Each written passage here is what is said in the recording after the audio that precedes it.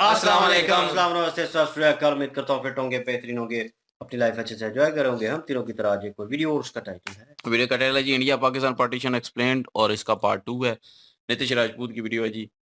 मेरा नाम राणा मंदली, मेरे साथ हैं मोहम्मद समीर खोखर। बड़े शक्ल इकबाल सो गए। Let's start. अपने आंदोलन जो है वो बहुत तेज कर दिए थे। गांधी जी ने क्विट इंडिया मूवमेंट जो था वो शुरू कर दिया था। मुस्लिम लीग की लीडरशिप ने सोचा कि ये एकदम सही टाइम है कि ब्रिटिशर्स का यहाँ पे सपोर्ट करो जब उनको सबसे ज्यादा जरूरत है, और जब वॉर खत्म होगी और हम उनको सपोर्ट करेंगे तो वो हमें भी फेवर करेंगे। जैसे वो पाकिस्तान की जो डिमांड कर रहे थे, इन सारी चीजों को लेके वो फेवर करेंगे। तो मुस्लिम लीग, जिसके बारे में ऑलरेडी कहा जाता था कि ये ब्रिटिशर्स की बहुत ही लॉयल है, वो अपना अनकंडीशनल सपोर्ट ब्रिटिशर्स को इस टाइम पे दे देती है। हिंदू महासभा यहाँ पे कहती है कि अगर मुस्लिम लीग जो है वो अपनी सीट नहीं छोड़ रही है तो हम भी नहीं छोड़ेंगे। तो उन्होंने भी अपनी सीट नहीं छोड़ी और अंग्रेजों को सपोर्ट किया। तो ये वो टाइम था जब कांग्रेस की जितनी भी लीडरशिप थी सबने रिजाइन कर दिया था, और क्विट इंडिया मूवमेंट की वजह से आधे से ज्यादा लीडर जो थे वो जेल के अंदर थे। तो इस पर्टिकुलर टाइम पे कांग्रेस थोड़ी सी बैकफुट पे थी, और इसी टाइम पे हिंदू महासभा और मुस्लिम लीग जो थे वो बहुत ही स्ट्रांग हुए थे और दोनों ग्रुप आपस में खुल के लड़ रहे थे। मुस्लिम लीग का कहना था कि हम मुस्लिम इंटरेस्ट को प्रोटेक्ट करेंगे, और उधर हिंदू महासभा का कहना था कि हम हिंदू इंटरेस्ट को प्रोटेक्ट करेंगे। हिंदू महासभा कह रही थी कि हिंदुओं के इंटरेस्ट तब तक प्रोटेक्ट नहीं होंगे जब तक मुस्लिम्स हमारी बात नहीं मानेंगे, और मुस्लिम लीग कह रही थी कि मुस्लिम्स के इंटरेस्ट तब तक प्रोटेक्ट नहीं होंगे जब तक हिंदू हमारी बात नहीं मानेंगे। और कांग्रेस जो सेकुलरिज्म की बात करती थी उसकी आधी से ज्यादा लीडरशिप पावर से बाहर थी और आधी जेल में थी। तो इस टाइम पे हिंदू मुस्लिम दंगे भी बहुत तेज हो गए थे, और ये जो सिचुएशन थी इसने इंडिया को पार्टीशन की तरफ बहुत तेजी से ढकेल दिया था। मुस्लिम लीग के लिए अब बहुत ही ज्यादा आसान हो गया था इंडिया के मुस्लिम्स को कन्विंस करना कि मुस्लिम और हिंदू जो हैं वो एक साथ नहीं रह सकते। और इस सारी जद्दोजहद के बाद मुस्लिम लीग का एक सेशन होना था।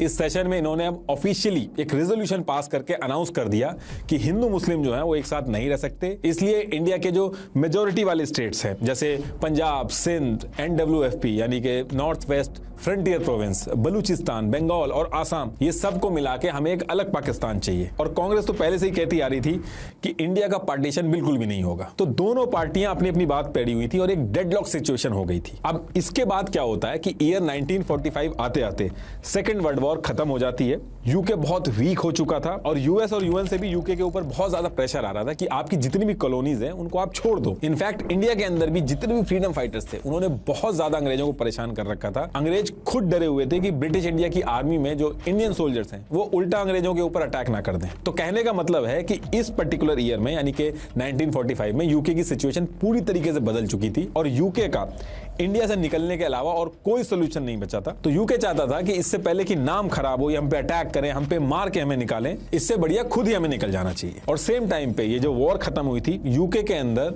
पॉलिटिकल पार्टी भी चेंज हो जाती है।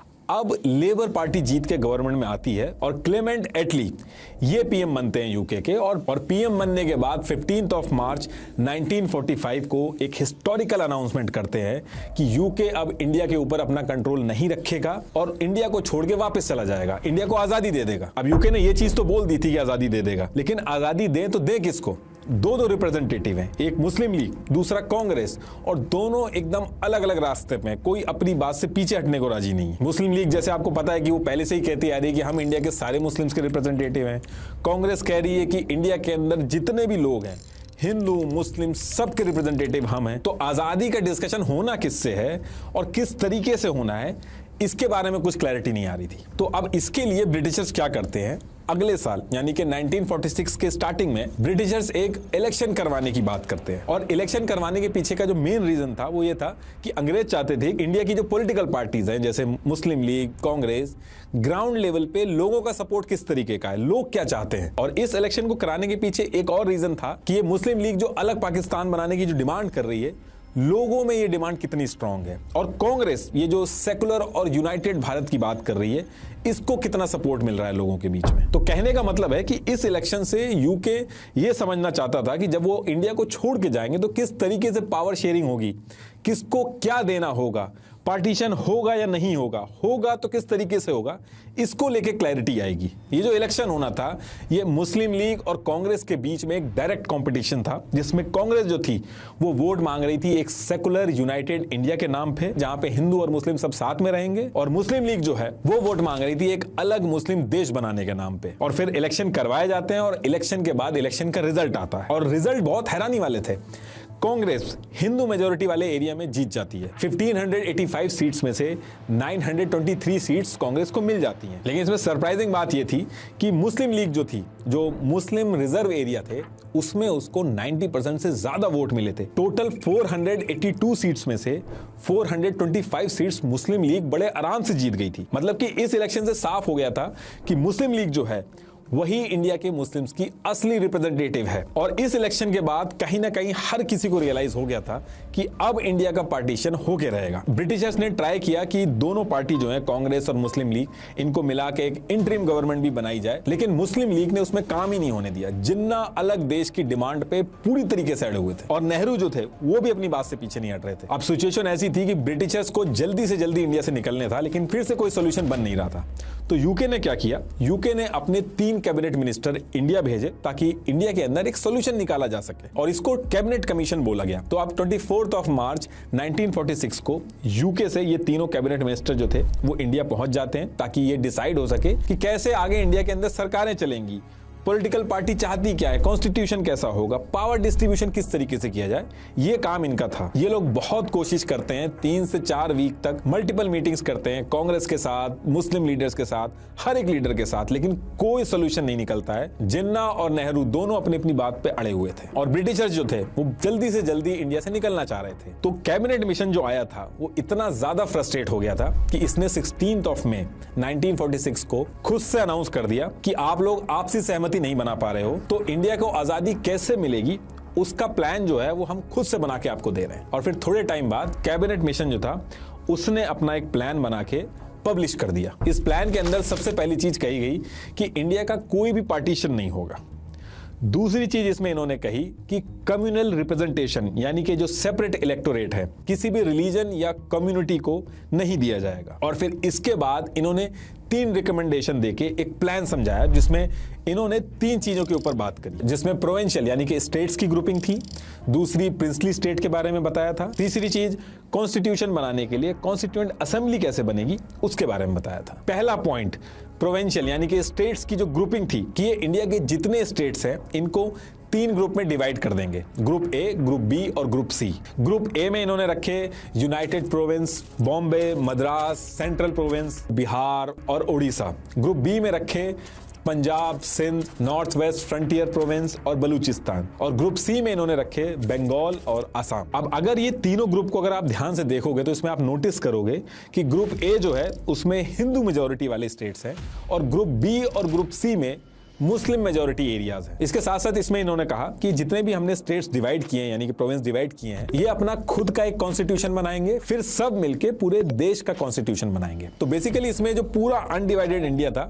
इसको सिर्फ और सिर्फ एक सेंट्रल गवर्नमेंट के अंडर में ना रखे 3 टियर सिस्टम बना दिया था। सबसे पहले सेंट्रल गवर्नमेंट, उसके बाद ग्रुप्स होंगे और उसके बाद स्टेट्स होंगे। सेंट्रल गवर्नमेंट के हाथ में सिर्फ फाइनेंस, फॉरेन अफेयर और कम्युनिकेशन होगा, बाकी जितनी भी चीजें होंगी वो सारी की सारी स्टेट जो है वो खुद डिसाइड कर लेगा। और ये जो पूरा सिस्टम बना के अंग्रेजों ने भेजा था, इस पूरे सिस्टम में सेंट्रल गवर्नमेंट जो थी वो बहुत वीक हो गई थी, स्टेट्स के पास ज्यादा पावर आ गई थी। और इसके बाद इसमें एक चीज और इन्होंने कह दी थी कि 5 साल जब हो जाएंगे तो कोई भी स्टेट चाहे तो अपनी मर्जी के हिसाब से ग्रुप को छोड़ के दूसरे ग्रुप में जा सकता है। और ये जो बाकी बचे हुए प्रिंसली स्टेट थे ये चाहे तो इंडिपेंडेंट रह सकते हैं या फिर इंडिया के साथ मिल जाए। और तीसरी चीज कॉन्स्टिट्यूएंट असेंबली, जो कॉन्स्टिट्यूशन बनाएगी इंडिया का, उसमें कौन कौन होगा, उसमें इन्होंने ये कहा कि जिस कम्युनिटी की जितनी पॉपुलेशन होगी उसकी परसेंटेज के हिसाब से कॉन्स्टिट्यूएंट असेंबली में भी उस कम्युनिटी के उतने ही मेंबर आएंगे ताकि हर कम्युनिटी का रिप्रेजेंटेशन हो सके कॉन्स्टिट्यूशन बनाने में। अब इसमें पाकिस्तान बनाने की जो डिमांड थी वो तो पूरी तरीके से हट गई थी, लेकिन उसके बाद भी जिन्ना जो थे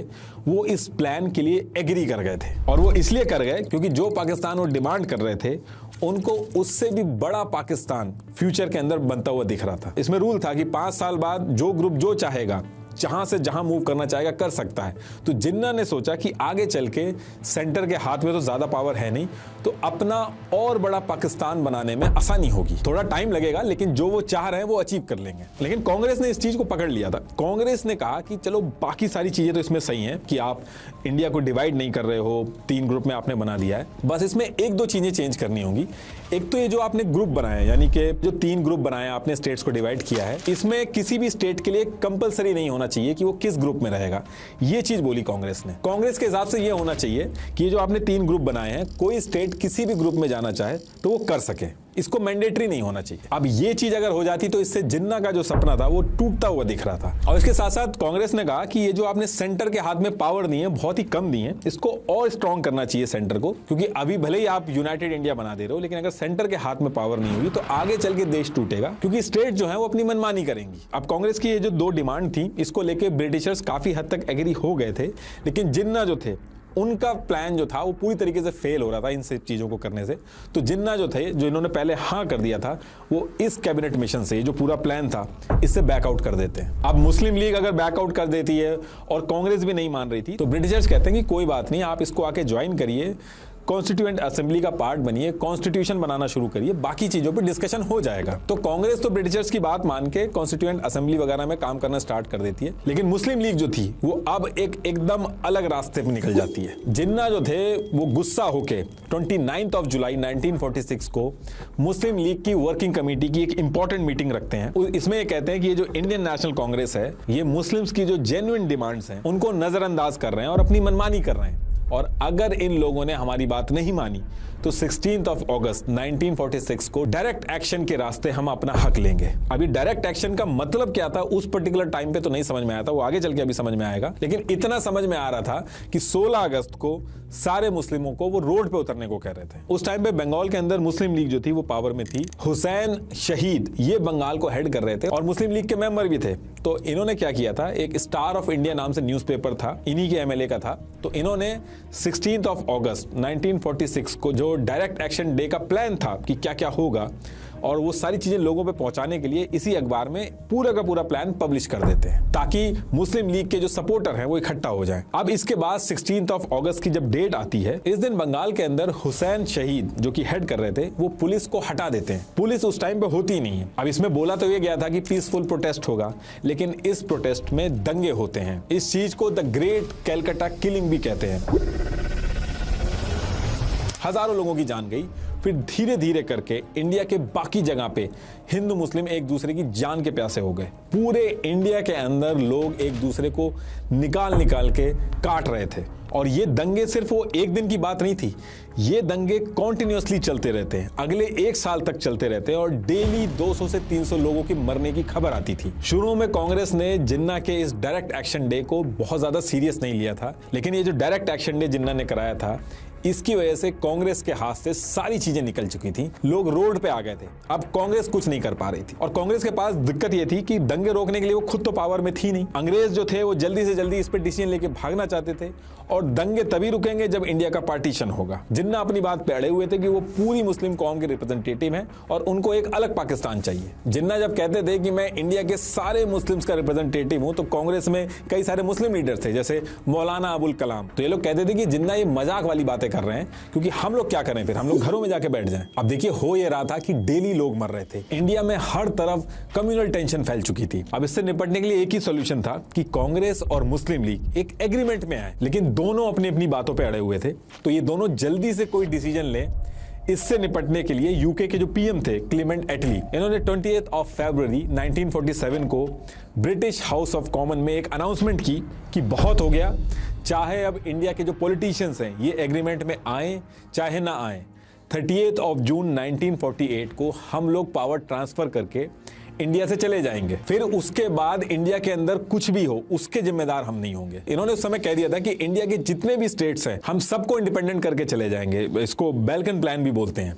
इससे नेहरू जी और जिन्ना दोनों परेशान हो गए। नेहरू जी कह रहे थे कि कहां हम 2 देश बांटने को रेडी नहीं है, आप इतने सारे टुकड़े करने की बात कर रहे हो। जिन्ना जो थे वो भी 6 प्रोविंस को मिला के एक पाकिस्तान बनाना चाहते थे, और ऐसे में पाकिस्तान के भी टुकड़े हो जाएंगे और हर स्टेट का जो लीडर होगा वो छोटे छोटे स्टेट का हेड बन जाएगा। एक्चुअल में तो कहीं ना कहीं इनकी पीएम बनने की भी एस्पिरेशन थी, और अंग्रेज ने ये जो डेट दी थी 38 जून 1948 की, अगर जिन्ना और नेहरू अड़े रहते, मानते नहीं और अंग्रेज यहां से चले जाते तो इंडिया की जो इंटरनल सिचुएशन है वो आउट ऑफ कंट्रोल हो जाती। जगह जगह पे दंगे ऑलरेडी हो रहे थे, कॉन्स्टिट्यूशन बना नहीं था, जिन्ना की जिन एरिया में पकड़ती वहां पे क्या होता, कितनी मारकाट होती, क्या सिचुएशन होती, ये इमेजिन भी नहीं किया जा सकता था। तो जब अंग्रेजों ने ये एक स्पेसिफिक डेट दे दी कि हम चले जाएंगे, तो नेहरू जी और जिन्ना दोनों सेम पेज पे आने की कोशिश करना स्टार्ट करते हैं। और अब यहां से कांग्रेस जो थी वो भी अब पार्टीशन के ऑप्शन के बारे में डिस्कशन स्टार्ट कर देती है। एक तरह से जिन्ना का ये जो प्लान था डायरेक्ट एक्शन डे का, ये काम किया और कांग्रेस को झुकना पड़ा, क्योंकि दंगे जो थे वो डे बाय डे बढ़ रहे थे। उस टाइम के कांग्रेस के प्रेसिडेंट कृपलानी जी ने कहा कि rather than have a battle we should let them have their Pakistan। और 19th of March 1947 को नेहरू जी ने भी ये चीज बोल दी कि पार्टीशन करना पड़ेगा। अब ये जो अनाउंसमेंट की थी अंग्रेजों ने कि ये लोग 30th of June 1948 को चले जाएंगे, उसी अनाउंसमेंट के अगले दिन ये एक काम और करते हैं। वेबल्स जो उस टाइम का इंडिया का वॉइस रॉय था, यूके ने इनको भी हटा दिया कि इतने टाइम से इनको काम दिया गया था कि इंडिया के लीडरों से बात करके कुछ सोल्यूशन निकाला जाए, और इन्होंने बहुत टाइम खराब कर दिया था और अंग्रेज जो थे वो बहुत जल्दी निकलना चाह रहे थे। तो वेबल्स को हटा के लॉर्ड माउंटबेटन को इंडिया का वॉइस रॉय बना के तुरंत भेजा जाता है इस काम को निपटाने के लिए। अब जब पाकिस्तान के डिस्कशन देश के अंदर स्टार्ट होना चालू हुए तो पंजाब के सिख और बंगाल के हिंदू परेशान हो गए। इन्होंने कहा कि अगर पार्टीशन में पंजाब और बंगाल पूरे पाकिस्तान को चला जाएगा तो हम तो फंस जाएंगे, हम तो बिना कुछ किए ही माइनॉरिटी बन जाएंगे पाकिस्तान के अंदर जाके। तो ये लोग साफ मना कर रहे थे कि इनको पाकिस्तान के साथ नहीं जाना है, और जिन्ना जो थे इनको आराम से समझा के पंजाब और बंगाल जो था वो पूरा लेने की डिमांड कर रहे थे। उनका कहना था कि ये जो पंजाब और बंगाल के सिख और हिंदू हैं ये पाकिस्तान में आराम से रह सकते हैं माइनॉरिटी बन के, कोई दिक्कत नहीं आएगी। और इसको लेके जिन्ना को क्रिटिसाइज भी किया गया, क्योंकि जिन्ना का कहना था कि हिंदू मुस्लिम एक साथ नहीं रह सकते, इसलिए इंडिया का बंटवारा करना होगा। लेकिन जब पंजाब और बंगाल की बात आ रही है तो वहां पे ये हिंदू और सिख को अपने पाकिस्तान में रखने के लिए आराम से तैयार है। तो इसी चीज पे कहा गया कि जिन्ना को सिर्फ पावर से मतलब है, और ये बंटवारा भी किसी के राइट्स के लिए नहीं कर रहे हैं, बल्कि पाकिस्तान के हेड बनने के लिए कर रहे हैं। और अब इसके बाद डेट आती है 3rd of June 1947। तो बहुत ही डिटेल्ड डिस्कशन के बाद माउंटबेटन क्या करते हैं, इस डेट को इंडिया और पाकिस्तान को दो अलग देश बनाने का एक प्लान पब्लिक करते हैं। इसे माउंटबेटन प्लान भी बोला जाता है। इसमें माउंटबेटन ने इंडिया और पाकिस्तान दो अलग देश बना के दोनों देशों को डोमिनियन स्टेटस दिया, मतलब कि देश को आजादी तो मिल जाएगी, इंटरनल मैटर, एडमिनिस्ट्रेशन, जितनी भी गवर्नेंस होगी सब खुद से करी जाएगी, लेकिन इंडिया और पाकिस्तान दोनों ब्रिटिश क्राउन के अंडर रहेंगे। यह चीज इसलिए की गई थी क्योंकि माहौल बहुत ज्यादा खराब था उस टाइम पे, दंगे बहुत ज्यादा हो रहे थे, चीजें आउट ऑफ कंट्रोल हो सकती थी, और कॉन्स्टिट्यूशन वगैरह भी बना नहीं था, तो सारा एडमिनिस्ट्रेशन जो था उसको सेटअप करने में भी टाइम लगता। तो इसलिए यह डिसाइड हुआ कि जब तक दोनों कंट्रीज का कॉन्स्टिट्यूशन नहीं बनता तब तक उन्हें एक डोमिनियन स्टेटस दिया जाएगा। तो इसी वजह से जब ईयर 1950 में इंडिया का और 1956 में पाकिस्तान का कॉन्स्टिट्यूशन बना, तब जाके दोनों देशों को पूरी तरीके से ब्रिटिश क्राउन के अंडर से हटाया गया। और इसके बाद ये जो माउंटबेटन प्लान था, इसमें कहा गया कि पंजाब और बंगाल के केस में वोटिंग हो जाएगी, मुस्लिम, हिंदू और सिख के जो रिप्रेजेंटेटिव हैं ये अलग अलग वोटिंग कर लेंगे कि अगर हिंदू और सिख भी चाहते हैं पाकिस्तान के साथ जाना तो पंजाब और बंगाल को भी दो पार्ट में बांट दिया जाएगा। लेकिन जब वोटिंग हुई तो हिंदू और सिख जो थे उन्होंने पाकिस्तान की बजाय इंडिया के साथ रहना प्रेफर किया। तो इस केस में पंजाब और बंगाल को ईस्ट और वेस्ट पार्ट में डिवाइड करके इंडिया और पाकिस्तान में बांट दिया गया। तो कहने का मतलब है कि ये सारी चीजें होने के बाद फाइनली जो पाकिस्तान था उसके अंडर में सिंध, नॉर्थ वेस्ट फ्रंटियर, आज का जो खैबर पख्तून है वो, बलूचिस्तान, सिलेट, वेस्ट पंजाब और ईस्ट बंगाल, बाकी जितना बचा वो सब इंडिया के पास गया। और जो प्रिंसली स्टेट थे उसमें माउंटबेटन प्लान में ये था कि जो पुराने अंग्रेजों के साथ प्रिंसली स्टेट के जो एग्रीमेंट हुए हैं वो सब रद्द हो जाएंगे, और प्रिंसली स्टेट अगर चाहते हैं पाकिस्तान के साथ जुड़ना या इंडिया के साथ जुड़ना या इंडिपेंडेंट रहना, ये पूरी तरीके से उनकी मर्जी है। और जब ये पार्टीशन हुआ तो जिस रेजिमेंट के अंदर मुस्लिम सोल्जर्स जो थे वो ज्यादा थे, वो रेजिमेंट पाकिस्तान को दे दी गई, जैसे Sindh regiment, Baluch regiment, frontier force regiment, ये सारी रेजिमेंट जो थी वो पाकिस्तान के पास गई। बाकी Indian railway, civil services, financial assets और जो ब्रिटिशर्स का लोन था वो भी इंडिया और पाकिस्तान में बराबर बराबर बांट दिया गया। यहां तक कि जो ऑफिस की टेबल, चेयर, टाइपराइटर थी उनको भी आधा आधा बांटा गया। और माउंटबेटन प्लान जब पब्लिक किया गया था तो उसमें एक चीज और कही गई थी कि पहले जो डेट दी गई थी 30th of June 1948 की, इसको चेंज करके अब 15 अगस्त 1947 को दोनों देशों को आजादी मिलेगी। ये डेट इसलिए रखी थी क्योंकि जापान ने इस डेट को अलाइड फोर्सेस के सामने सरेंडर किया था और माउंटबेटन जो थे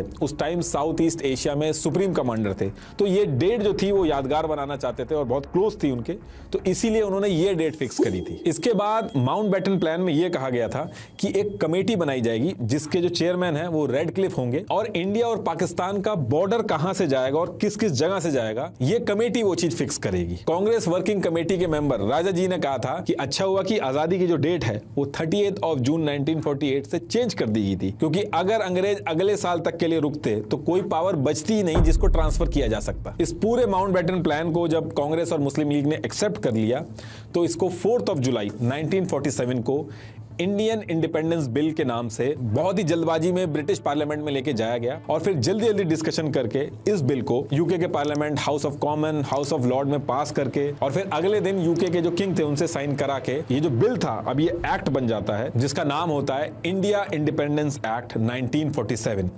इसी एक्ट के थ्रू हमें आजादी मिली थी। अब इसके तुरंत बाद जो इंडिया पाकिस्तान का जो बॉर्डर बनने के लिए कमीशन बना था उसके चेयरमैन रेडक्लिफ, इनको कहा जाता है कि जल्दी से जल्दी इंडिया पाकिस्तान का बॉर्डर बनाओ और इसके लिए इनको सिर्फ 3 वीक का टाइम दिया गया। ये जो रेडक्लिफ थे जिनको बॉर्डर बनाने का काम दिया गया था, इनको इंडिया के बारे में कुछ भी नहीं पता था, ना तो कभी इससे पहले ये इंडिया आए थे और यहां तक इनको पंजाब एक्चुअल में पड़ता कहां पे है ये तक नहीं पता था। तो इनको इंडिया का जो कल्चर है, इंडिया की जियोग्राफी है, उसके बारे में कुछ भी आइडिया नहीं था। लेकिन इन्होंने क्या किया, इंडिया के मैप को एक पेपर पे मंगवाया और जहां बॉर्डर बनाना था वहां की डिस्ट्रिक्ट का हिंदू मुस्लिम पॉपुलेशन का सारा डेटा मंगवाया।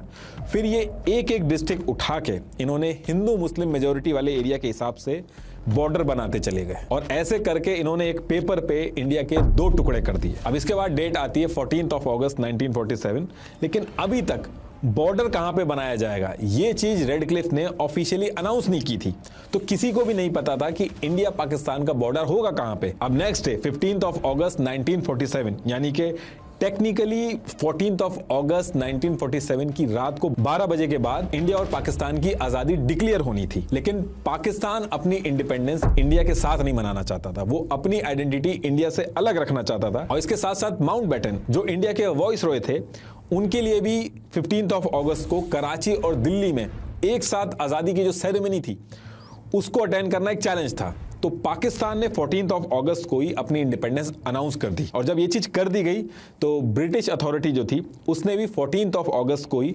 पाकिस्तान की जो इंडिपेंडेंस थी उसको अपने रिकॉर्ड में रखा और नेक्स्ट डे 15 अगस्त को इंडिया को इंडिपेंडेंस मिल जाती है।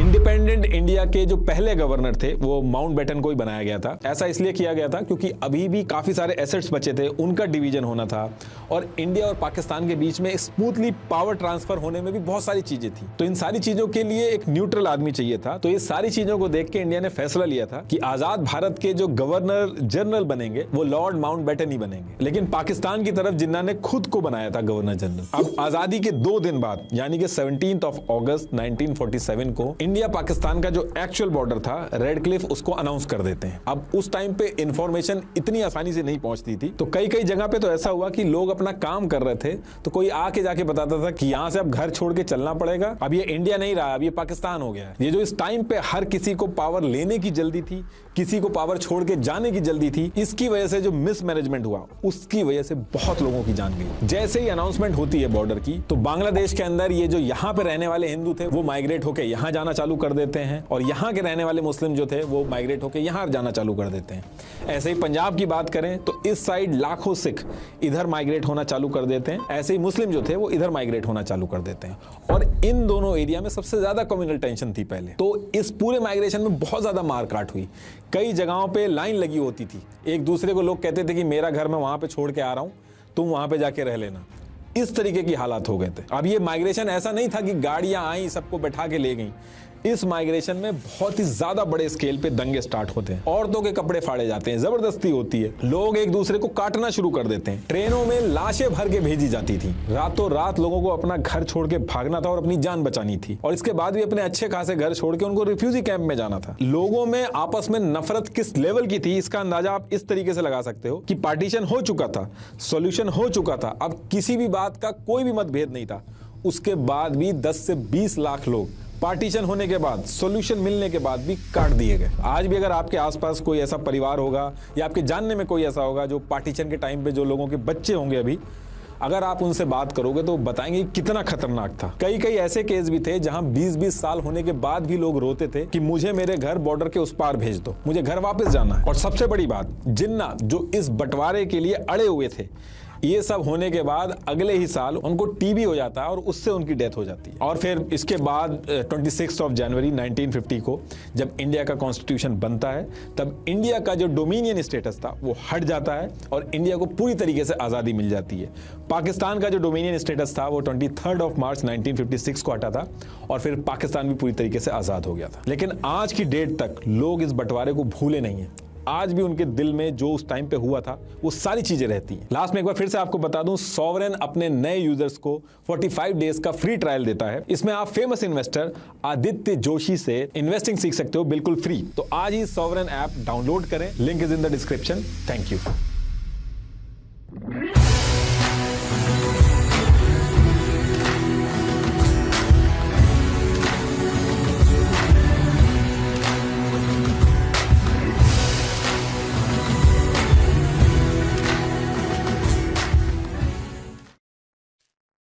जी, अली भाई का फेवरेट टॉपिक है हिस्ट्री। और देखिए, इसमें बहुत सारी चीज़ें जो हैं वो लाइट आउट की गई हैं, लेकिन ये है कि कुछ चीज़ें जो हैं सीरियस नोट, मुझे हिस्ट्री में इतना इंटरेस्ट नहीं है, लेकिन अच्छा लगा। इनकी वीडियो बहुत अच्छी थी, सेकंड पार्ट है और काफ़ी डिटेल इन्होंने कलेक्ट की है। बीच में बहुत सारे जो दंगे फसाद को लेकर एक पॉइंट था जो आज़ादी, कुछ कहते हैं जी 15 को हुआ है, कुछ कहते हैं 14 को हुआ है। पहले 15 ही लिखा जाता था, फिर बाद में 14 किया गया हमारी तरफ जो है, तो 14 अगस्त को सेलिब्रेशन की जाती है। तो वो चीज़ भी कन्फ्यूज़ करती थी। वो भी पता चला कि 12 बजे रात को वो सारा सिलसिला हुआ। लेकिन इन सारी चीज़ों में हम क्रिटिसाइज़ करें तो फिर वो बर्डन, वो सारी चीज़ें हम पे ही आती हैं, क्योंकि हमारा ही बंदा था कायद-ए-आज़म जो है, वही उसको ही चुल मची हुई थी बेसिकली कि अलग होना है। वो अलग उन्होंने बीच में मेंशन कर दिया कि अपने मफ़ाद, अपने स्वार्थ के लिए वो चीज़ें कर रहा था। वो किसी कम्युनिटी को सपोर्ट नहीं कर रहा था। हम बार-बार जब भी कोई ये हिस्ट्री को लेकर, हमारी हिस्ट्री को लेकर, इंडिया पाकिस्तान की हिस्ट्री को लेकर बात आती है, तो हम कहते हैं कि यार इसने वो अलग कर दिया और उसने कहा जी अलग मुल्क बनाना है, और फिर मिनॉरिटी बीच में क्यों लेके आए? दूसरे फिर हिंदू जो वहाँ पे सिख थे, उनको भी निकाल के जगह साइड पे चाहिए कर थी देते। इसको। बस वो वही ना कि एक जगह चाहिए थी एलीट क्लास जहाँ पे बस सके और 2-4 खानदान कर लें या 2-4 एक ग्रुप कर लें। हमने पहले भी 1-2 वीडियो की थी, पता नहीं अब किसकी है, लेकिन उसमें भी मेंशन किया गया था कि वो जो ख़ास-ख़ास खानदान थे, एलीट क्लास टॉपर थे, एक किस्म का ग्रुप था इनका, तो उसको एक किस्म की जगह चाहिए थी और होल्ड मुस्लिम लीग चाहिए। में जो मेन होल्डर थे वो यही थे ना खानदान। हाँ ना, मतलब वो और अपना पता है होल्ड। बनाया भी उन्होंने ही था मुस्लिम लीग को, जो हुँ। मेन लैंडलॉर्ड थे। तो बिल्कुल वो अब होल्ड करना चाहते थे, तो उन्हें जगह तो चाहिए थी, लेकिन ये है कि जो मार-काट हुआ वो सिचुएशन मुझे समझ नहीं आ रही थी कि चले बीच में जब स्टार्टिंग में शुरू हुआ कि ब्रिटिशर आए और उन्होंने कहा हम निकलने वाले हैं, तो उन्होंने कहा निकलने से पहले हम कुछ निज़ाम जो है वो सीधा करना चाहते हैं, डिवाइड करने चाहते हैं, कि रूल एंड डिवाइड वाला हिसाब हो, कि प्रॉपर वे में जो चीज़ें हैं वो स्टेबल रहें। बाद में कोई पंगा ना बने, एक दूसरे के साथ मार-काट ना हो, ये चीज़ें ना हो। तो वो करने के लिए अब नेहरू जी और जो कायद-ए-आज़म है, वो जनाब बीच में, जिन्ना साहब जो हैं वो बीच में आ गए और दोनों ने करना था। लेकिन नेहरू जी तो जो थे वो उनको भी पावर चाहिए थी, लेकिन वो कहीं न कहीं तोड़ने से बचा रहे थे कि टूटे ना। लेकिन जिन्ना साहब जो हैं वो उस चीज़ को विवाद लेके कर रहे थे कि हिंदू-मुस्लिम वाला, तो लोगों में मेरे ख़्याल नेहरू में को भी जो है वो सीट ही चाहिए थी ना, वो सीट पूरे पे नो होल्ड करने चाहते थे। ये वो चाहता था कि मैं भी होल्ड करूँ। ये ओल्ड इन्होंने जो सिलसिला चलाया, जैसे उन्होंने कहा कि फर्स्ट पार्ट में कि वहाँ पे इंग्लिस्तान चले गए, उनका कुछ नहीं हुआ, तो उन्होंने कहा चलो ठीक है। इनसे पहले भी कोई थे ना होल्ड में, जो मुस्लिम लीग को होल्ड कर रहे थे। गांधी जी थे ना, नहीं, मुस्लिम लीग को मुस्लिम लीग को क्या नाम है उनका पता नहीं, अभी नाम वो नाम भूल लास्ट गया वीडियो में है। मेंशन किया है इन्होंने। तो वो होल्ड कर रहे थे, तो इन्होंने कहा वो होल्ड कर रहे हैं, तो मैं बीच में क्या करूँ, मेरा तो काम ही नहीं है, मैं तो निकलता हूँ।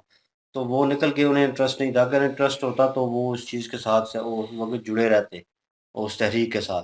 लेकिन उन्होंने अलग करना बेहतर समझा और वो इंग्लिस्तान चले गए। और बाद में जब मौका मिला तो वो आए और उन्होंने कहा कि पहले मौका नहीं मिला और पहले हम कर नहीं सके, तो इस वक्त प्लान चेंज करते हैं। और प्लान था कि मुस्लिम हिंदू और मुस्लिम वाला विवाद जो है वो कॉन्सेप्ट काम करेगा।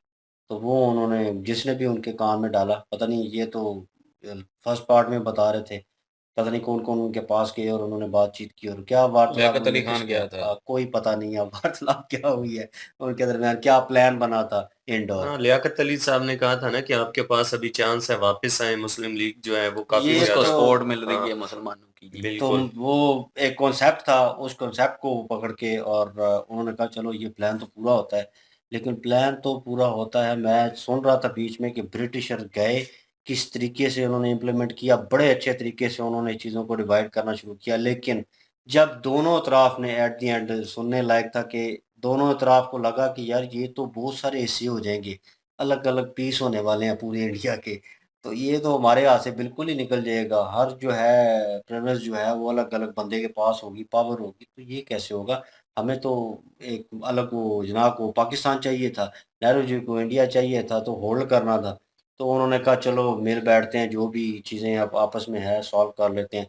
फिर इस चीज़ के ऊपर हुआ और सारी बातचीत हुई और लेकिन एट द एंड जो मारा गया, वो चीज़ें बहुत दुखदायक नहीं होनी चाहिए थी। इतना सब कुछ इम्प्लीमेंट करने के बाद ये चीज़, अब जो बॉर्डर जो लाइन थी, मेन काम था। अब जो जो सीन बताया है वो सीन वाक़ई उससे अटैच हो रहा था और फ़ील आ रहा था कि यार, मतलब एक मैं जिधर बैठे हुए हैं, आप काम कर रहे हैं, तो आप कोई बोले, जिन कोई घर के काम कर रहा है, कोई कुछ कर रहा है, हम ये वीडियो क्रिएट कर रहे हैं और बीच में आके कोई अनाउंसमेंट करे कि ये बॉर्डर हो गया है जी, यहाँ पे बॉर्डर लाइन हो गई है और आपके घर से निकल रही है और आधा घर आपका इधर आ रहा है, या घर पूरा ही आपका इंडिया में आ रहा है और बाकी वो पाकिस्तान में। आपने, आप सोचें आपने किधर रहना है, तो बंदा क्या करेगा उस वक़्त? क्या ये कोई ऐसा फैसला नहीं है कि जिसको एकदम से बंदा करे कि सोचे, हाँ। बड़ा मुश्किल हो सोचने जाता का है। कह देते ना कि चलो ठीक है जिन्हें जिसने जिधर रहना रह रहे, वो भी एक अलग चीज थी। वो वो उस वक्त ये हुआ था कि निकलो। वो 1 साल जो मेंशन किया उन्होंने बाद, वो हमें नहीं पता था, मुझे पर्सनल वे में नहीं पता था। सवाल का मुझे भी नहीं पता था कि जज साल पूरा 1 दंगे हुए। साल चलता रहा है, 200-300 बंदे पर डे जो है उनकी डेथ होती रही है। वो रोड्स का एक सीन आया जिसमें लाशें पड़ी हुई हैं और ओरिजिनल सीन था। मतलब कि लोग एक-दूसरे को नफ़रत पैदा हुई है। मैं यही सोच-सोच के नफरत परेशान हो जाता पैदा था। की गई है। की गई है, इसमें कोई शक नहीं है। मैं सॉरी अबाउट दैट, की गई है, लेकिन वो जो लाइन बनी और मैंने कहा चले डिवाइड हुए, वो माइग्रेट कर रहे थे ना, दूसरे जगह पे जाके रहना चाह रहे थे, बॉर्डर क्रॉस कर रहे थे, कुछ इधर रह रहे थे। लेकिन इसमें मार-काट नहीं होनी चाहिए थी, वो छोड़ के जा रहे थे। वो कह रहे थे ठीक है हम छोड़ के जा रहे हैं, हम इंडिया जा रहे हैं, आपने पाकिस्तान आना तो आप पाकिस्तान आ जाएँ। तो वो तो भाईचारे वाला सिस्टम होना चाहिए था, मार-काट और ट्रेनों में जलाने वाला और एक-दूसरे को काटने वाला सिस्टम कैसे हो गया? वो सिस्टम जो है 1 साल पहले चल रहा था ये सारा सिलसिला, क्योंकि लोगों में वो नफ़रत और वो चीज़ पैदा कर दी इन लोगों ने, ठीक है? ये लीडरान जो थे इन्होंने पैदा कर दी, ख़ासकर जो जिनाह हैं उन्होंने कर दी। तो वो चीज़ के क्रिएट हो चुकी थी, बिल्ड हो चुकी थी, हिंदू-मुस्लिम वाला विवाद जिसको वो सिर्फ़ वोटिंग लेकर और जीतना चाहते थे और अलग मुल्क बनाना चाहते थे, लेकिन उन्होंने वो नफ़रत पैदा कर दी और वो नफ़रत जो है, वो इतनी ज़्यादा बढ़ गई कि पर डे 1 साल चलता रहा और पर डे 200-300 लोग मरते रहे और उसके बाद ये सिचुएशन, फिर एट द एंड जब ख़त्म हुआ, बॉर्डर बना, तो बॉर्डर के बाद फिर अवाम ने एक-दूसरे को काटना शुरू किया। क्यों? नफ़रत थी, उन्हें मौका मिल गया। और ये दंगे-फ़साद करने वाले 1-2 बंदे ही होते हैं आगे, होल्ड करने वाले। पीछे जो होते हैं बस वो भेड़-चाल ही चलते हैं।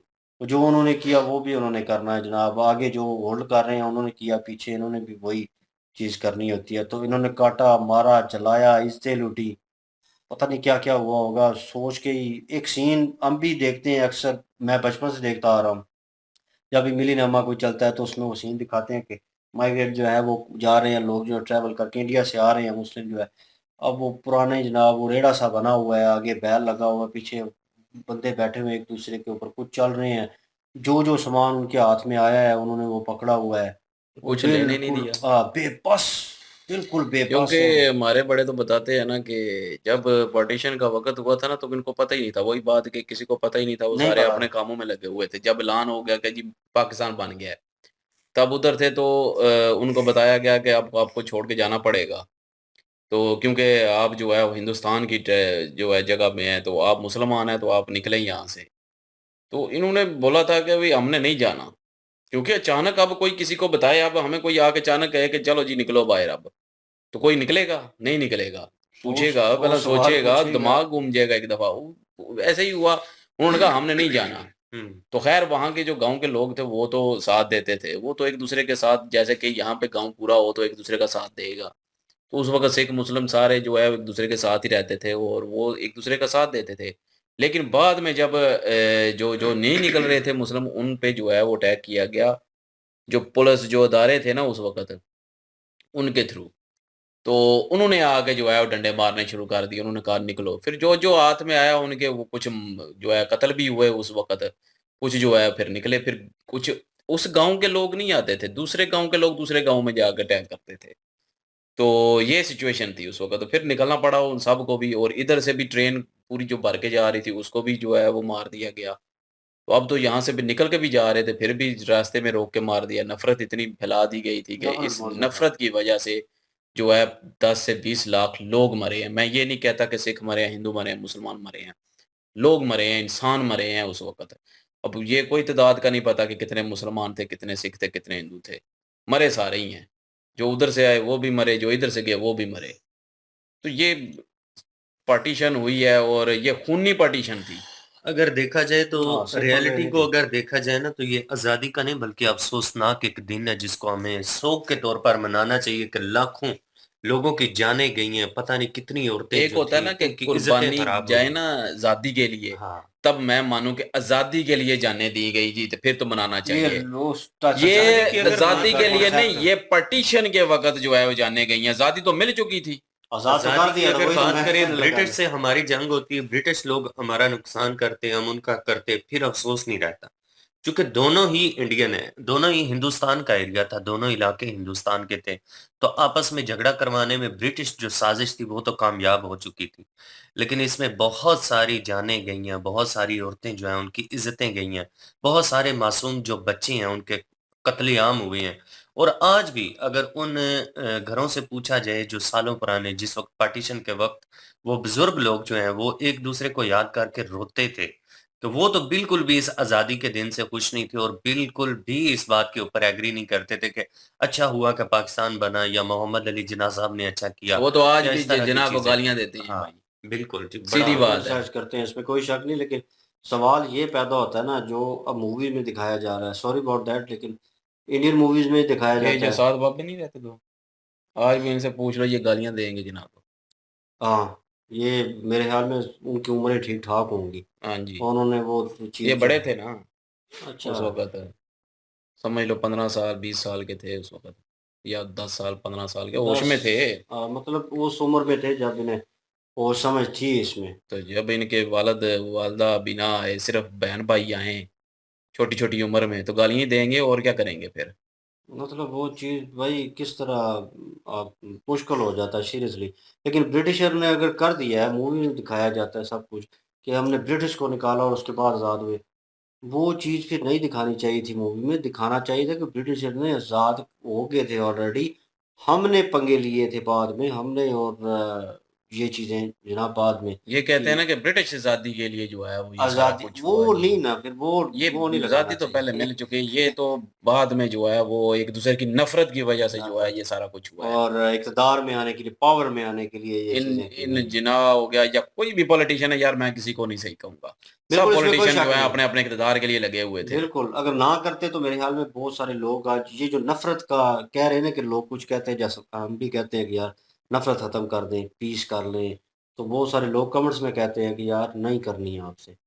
वो नफ़रत वो तब की चल रही है, वो समझे कि आबाओ-अजदाद की वो पीछे, वो अब कैसे उसको भूलें? मैं ये नहीं कहता कि यार उसको भूल जाएँ, वो नहीं भूला जा सकता। क्योंकि जिनके आबाओ-अजदाद के साथ ये हुआ है, जिनके आँखों के सामने उनके अपने कटे होंगे, वो कैसे आपको माफ़ करेंगे? वो जब देखेंगे कि एक मुस्लिम काट रहा था या एक सिख काट रहा था, उनकी बहू, बेटी, कुछ भी जो भी फैमिली मेंबर थे, ठीक है? या अपनी कम्युनिटी के किसी बंदे को या हमसाये को वो मार रहे थे, तो वो किस तरह फिर वो बिलीव कर जाएँगे और कैसे चाहेंगे कि इनके साथ चलें। वो कहेंगे कि इन्होंने पहले भी गद्दारी की, पहले भी मारा, अब भी मारेंगे। ये सबकी बात कर रहा हूँ, हिंदू, मुस्लिम, सिख, ईसाई सबकी बीच में आ रहा है, कोई भी हो, ठीक है? उस वक़्त कोई भी था।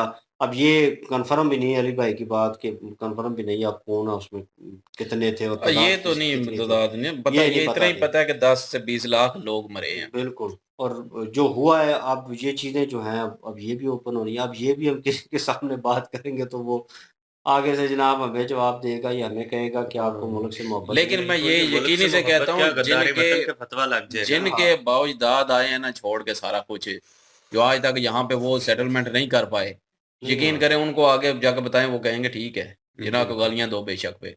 ऐसे लेकिन ही। वो बंदे जो कि पहले से सेट हैं यहाँ पे और जिनको और राठ बांध के जब हिंदू को निकाल के उनकी जायदाद पे भी कब्जे किए, कब्ज़े काफ़ी किए सारे हैं। लोग हैं ऐसे जिन्होंने कब्जे यहाँ किए हैं, पे मैं ना हर एक की बात नहीं कर रहा, कुछ लोगों लोग का हैं। कॉन्सेप्ट इस तरह तो से बना वो हुआ तो है। खुश हो जाएँगे ना, वो तो कहेंगे ओ नहीं, नहीं जी बिल्कुल ठीक हुआ है जी, ओ जी कायदे-आज़म ने बड़ा अच्छा काम किया वो क्योंकि उसके नहीं मरे। वो पहले हिंदू डब्बे में मुस्लिम हुआ के नहीं था विवाद को ले कि हमने कायदे आजम साहब के ऊपर वो टिप्पणी जो की थी जी के हकीकत को माने तो हमारे जो दोस्त हैं उनके साथ लड़ाई झगड़े पे बात उतर आई थी, लेकिन उन्होंने उस बात को नहीं माना। तहसील उन्होंने के कहा कि साथ। तुसी मोहसिन पाकिस्तान ਨੂੰ गलत आखਣ ਲੱਗੇ हो, वो मोहसिन पाकिस्तान है, उन्होंने बड़ी कुर्बानियां दी सिंपल हैं। सी बात है, उसने कोई कुर्बानी नहीं दी।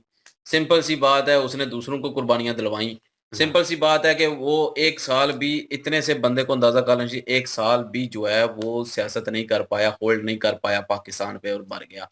टीबी की वजह से, साँस रुकने की वजह से, समझ लें फिर कि वो उसको सज़ा ही मिली है। आमीन। तो ये चीज़ लोगों की समझ में नहीं आती है। तो क्योंकि इतने बंदे मरवा दिए तो उनका कोई ना कोई तो ज़ाहिर है होना था ना। गा बदवा ये तो तो लगती नहीं है। है ना कि फिर अब वो अगर उस खुशी-खुशी बंदे के पूरा दिल में हुकूमत करता। अफ़सोस होता तो इतनी हाई क्लास उसने ड्रेसिंग उस दिन भी की हुई थी जिस दिन इतने सारी कत्लो-गारत हुई। तो चले बंदे के दिल में अफ़सोस होता ही है ना, शोक मनाता है बंदा। कोई इस और तरह का सबसे काम बड़ी नहीं। बात है कि वो कहता है कि कायद-ए-आज़म कहता है कि 2 कौमी नज़रिए पे जो है वो मुल्क बनाना है, हमने अलग करना है। तो उस वक़्त सिखों से भी मिन्नतें कर रहा था, बंगाल के हिंदू से भी मिन्नतें कर रहा था कि हमारे साथ मिल जाओ, मिनॉरिटी में रहो, हमारे साथ पाकिस्तान में शामिल हो जाओ। तो वहीं पे उसका नज़रिया ख़त्म हो जाता है कि एक तरफ 2 कौमी नज़रिया, दूसरी हुँ, तरफ जो है वो उनको साथ मिला के मिनॉरिटी बल्कि क्यों? फिर सारे इकट्ठे क्यों नहीं? बिल्कुल, पहली तकरीर सिंपल जो सी की बात थी इतनी समझ नहीं आती। मतलब पहली जो तकरीर की थी वो मैंने सुनी है। उसमें भाई साहब ये कह रहे थे कि आपका मज़हब क्या है? आपका फ़िरका क्या है? आपकी कौमियत क्या है? रियासत का इससे कोई लेना-देना नहीं है। आप पाकिस्तानी हैं, हमारे लिए सब एक बराबर हो। तो पहले ही ना साथ रह लेते, एक बराबर रहते सारे। ये मार-काट, ये नफ़रत ना बुलाते, क्यों किया? दंगे ना करते। और ब्रिटिश का भी काफ़ी रोल था पहले आग लगाने में।